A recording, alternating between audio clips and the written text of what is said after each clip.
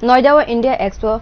Center and Mart International Dairy Federation World Dairy Summit 2022 Panda songsajak Panda phoro manjak montri bokhorok narendra modi arokok narwkma jora wo montri bokhorok bwrwi rogni yakumuni kogrona khursai sei khanarka bosaka bharat ni dairy Hapharo bwrwi rog jotoni saina agokjak 2014 bisio bharat 146 million dodh swnamka baithangni jora wo abo bebagwi bangwi 210 million te 44% bangwi wngkha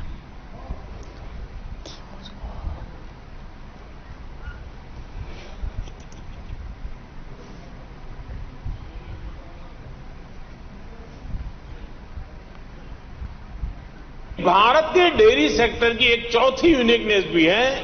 जिसकी उतनी चर्चा नहीं हो पाती, जिसको उतना recognition नहीं मिल पाता। विदेश से आए हमारे मेहमान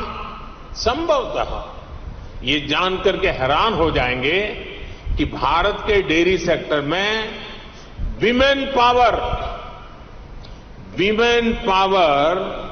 70% वर्कफोर्स का प्रतिनिधित्व करती है। भारत के डेयरी सेक्टर की असली कर्णधार विमेन्स हैं, महिलाएं हैं। इतना ही नहीं, भारत के डेयरी कोऑपरेटिव में भी